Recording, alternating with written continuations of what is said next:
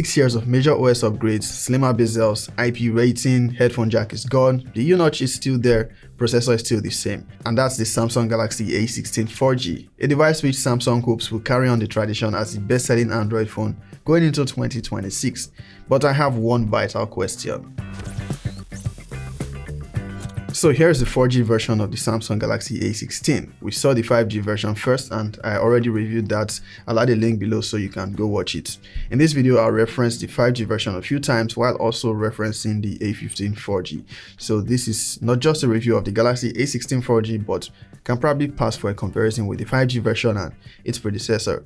So let's get down to business. With the Galaxy A16 4G, it's business as usual for Samsung. Typical budget A-series device, balanced in most areas, few questionable decisions here and there, but still one of those devices that most people might choose at this price point because it's a Samsung. Right off the bat, I can tell you it's the same device as the A16 5G, with the exception being the processor, therefore 5G and maybe processing on the cameras. The user experience is also different and you might want to watch the whole video to find out how. Samsung maintains the pricing of the A16 at about $150. In Naira, that's just under $250k for the base version with 4 gigs of RAM. There are 6 and 8 gig RAM options which cost more, and for storage options we have 128 and 256 gigabytes. You can expand it by micro SD card if you use just one SIM card. The SIM slot is hybrid and can only use 2 nano SIMs if you don't plan to use an SD card. The Galaxy A16 offers the same unboxing experience as all Samsung phones, minimal with the only added accessory a USB Type-C to C cable. The color options available for the A16 4G are grey, black and light green. The design is pretty much the same as its predecessor and conventional with current Samsung A-series phones. I don't know if it's just the color I chose, but the frame looks like cheap plastic. On all 4 curves of the frame, there is a noticeable partitioning. This is also present on the A16 5G, but it's not as pronounced as this. It's probably not something to bother about, but it makes the phone look like it was poorly finished. I don't know if you'll be able to see that here, but I'll try to show it when I record other footage. Now, Samsung improved the build quality by adding IP54 dust and water resistance rating. This is an improvement from the A15. It will survive water splashes and maybe accidental dips as long as you pick it up immediately. They've also taken the liberty of removing the headphone jack. Maybe we'll see proper water resistance in the next generation since there are now less ports. Now, unlike with the A15 4G, we get matte finish on the rear. That one was glossy. This feels a lot nicer.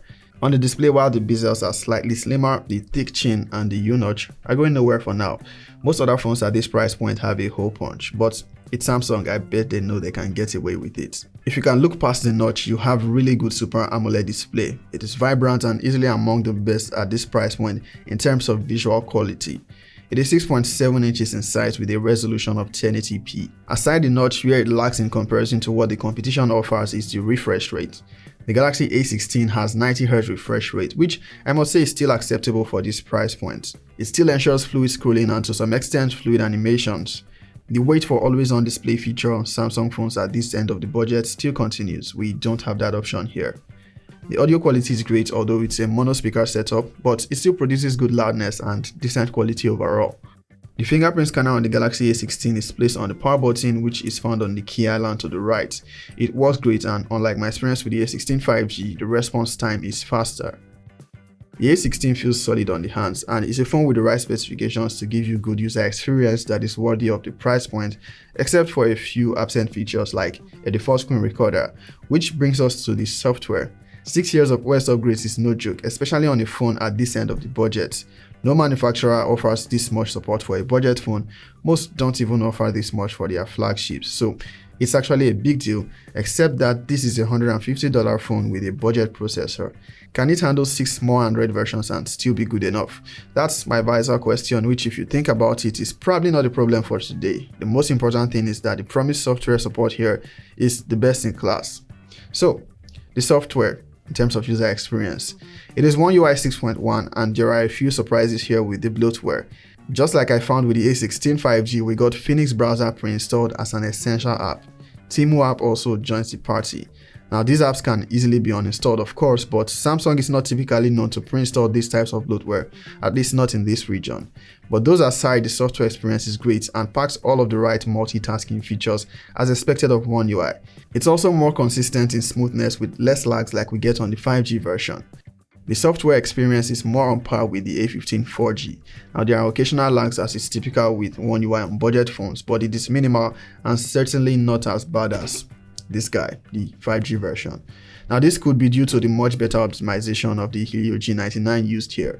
It might be an old chipset and same as on the A15, but it provides a snappier experience than the Dimensity chipset on the 5G version. Its overall performance on daily tasks will not disappoint. I still recommend going for the 6GB RAM option as the minimum, especially if you intend to use it for long. 4GB of RAM might not handle much in a few years because apps tend to be more RAM hungry, and you probably want this one to last through at least 3 of the 6 promised OS upgrades. I would have loved to complain about their choice maintaining the same processor as the A15, but the competition currently uses the Helio G100, which has largely similar performance with little advantage. For gaming, you can expect similar experience as we had on its predecessor. It's consistent with performance on low to medium graphics. There is no heating issues. I tried installing Warzone Mobile but could not do that from the Play Store. Since a recent update from the app developers, it has supported less phones. I also tried sending it from another device and I got device incompatibility error, which is strange because I got it to work on the Itel S25 Ultra. That is not the problem though. It's a demanding game and it's a budget phone. Plus, you can always make do with Call of Duty Mobile and PUBG or other interesting titles. Genshin Impact is also playable here. The A16 can handle those with minimal lags as long as you stick to the recommended settings. It also has no problems when it comes to battery life. It is well optimized to last you an entire day of average use. It is packed with the standard 5000 mAh battery and supports 25 watts fast charging. If you have a compatible charger, it will take about an hour and I think 15 minutes or a little more to charge full if empty. Now, if your charging brick is not the one with power delivery support, then you are looking at well over 2 hours. The Galaxy A15 4G does well for calls, texting, media consumption, and offers an overall balanced experience for a budget phone. The haptics is great and it feels like an overall solid device. Its cameras are one area where there is need for some optimization. It supports the same configuration as its predecessor, which is also the same as on the A16 5G. 50 megapixel main camera, 5 megapixel ultra wide, and 2 megapixel macro camera. The selfie camera is 13 megapixels. The camera software is snappy, more responsive, and with less lag than I experienced with the A16 5G. The rear camera does okay with photos, good with dynamic range and color representation, but it tends to be soft on darker areas. This is how it photos compared to the A16 5G.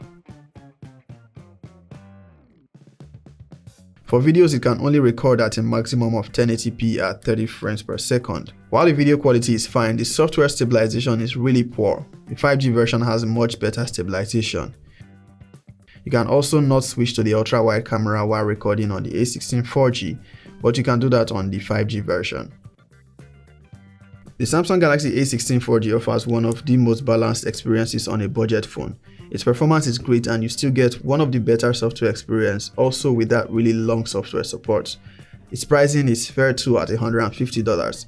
Samsung just needs to be rid of that U-notch and add more complete software features like the always-on display and that screen recorder. Of course, you can always use a third-party screen recorder application.